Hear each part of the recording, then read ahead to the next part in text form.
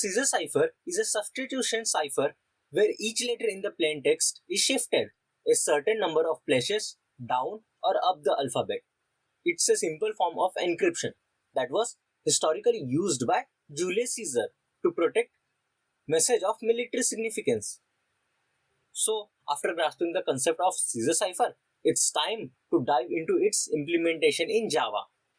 I'll be using JetBrains IntelliJ IDEA for this demonstration, but feel free to use whatever IDE you are comfortable with. Now let's jump into the code. Let's start writing our Java code. We'll begin by creating a Java class named main, public class main. Public is an access specifier and class is a keyword. Main is a class name. Remember, you can't use class name as a class. Why? Because class is a reserved keyword in Java, and we know reserved keyword are can't use for naming purpose. Now let's define our alphabets.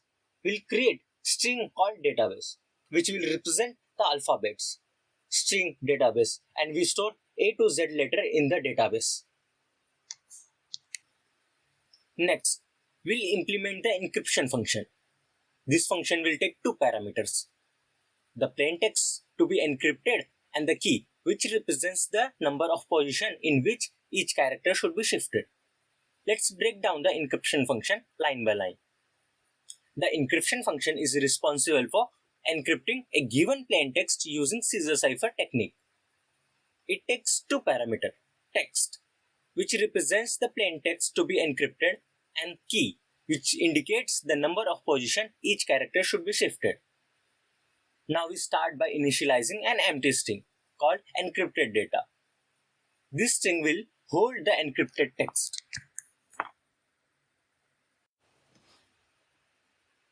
Next, we begin the loop that iterates through each character of the plain text string. Within the loop, we retrieve the position of the current character in the alphabet. We do by using index of method on the database, which represents the alphabets. Then we calculate a new position of the character after shifting it by key, which represents the number of position. We add key to the current position and take the modulus 26 to ensure the new position wraps around if it exceeds the length of the alphabet.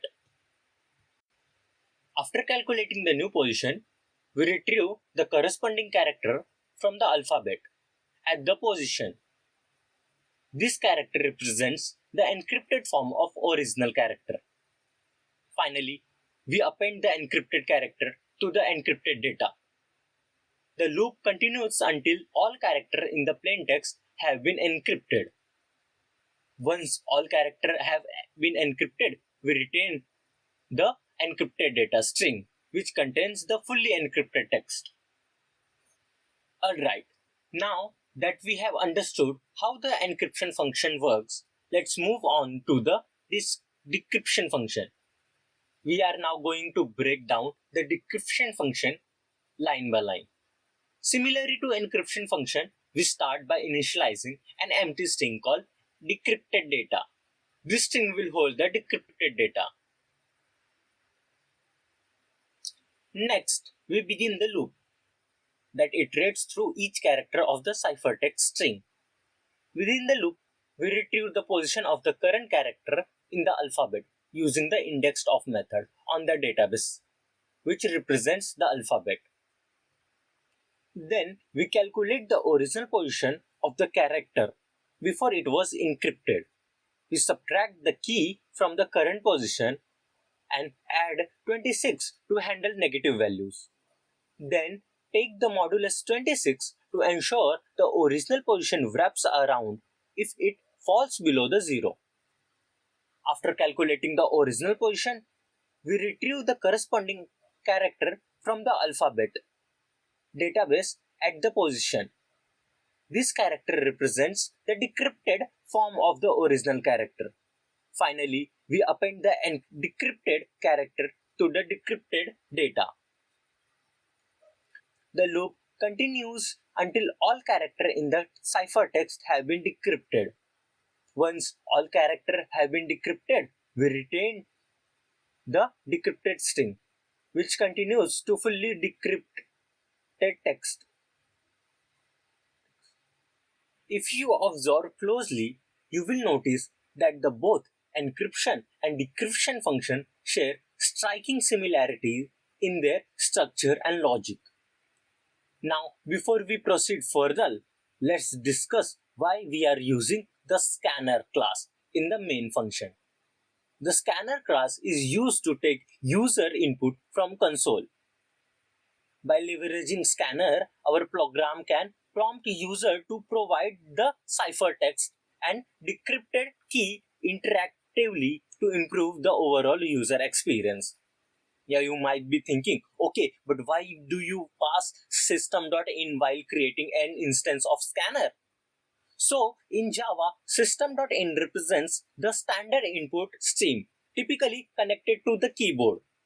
When we create an instance of scanner, we can pass system.in as an argument. This tells scanner object to read input from standard input stream, which means it will read input from the keyboard. Finally, let's write our main function. This is where our program will start executing.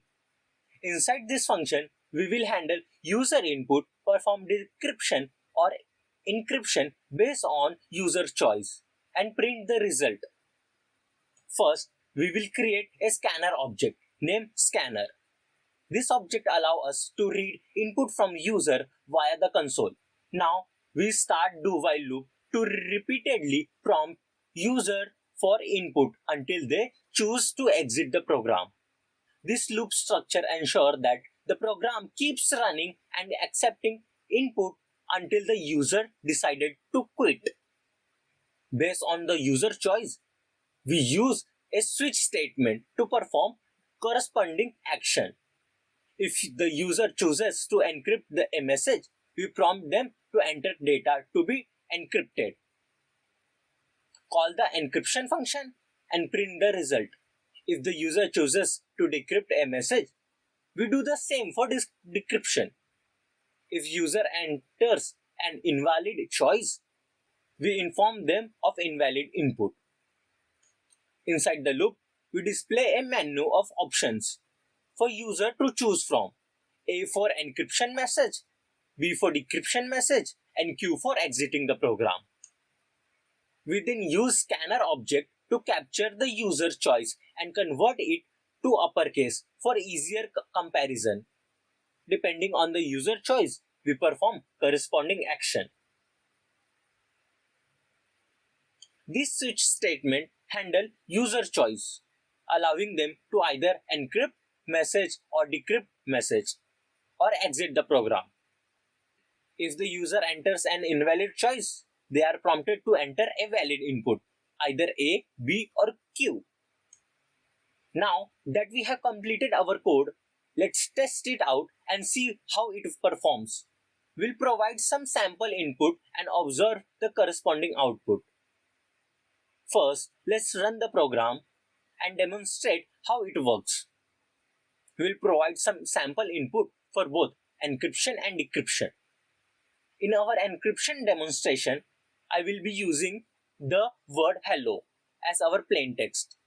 Upon encryption, our program has generated ciphertext KHOOR as a output. This indicates that our encryption function is functioning as expected. In our decryption function, I will be using the word KHOOR as our plain text. Upon decryption, our program has generated ciphertext hello as a output. This indicates that our decryption function also functioning as expected. Congratulations! With our program, you can now securely exchange message with anyone, being able to discern their contents. However, while functioning it sounds, let's add a touch of visual appeal. How about enhancing it with some ASCII art? Don't worry, I will provide you with the same ASCII art.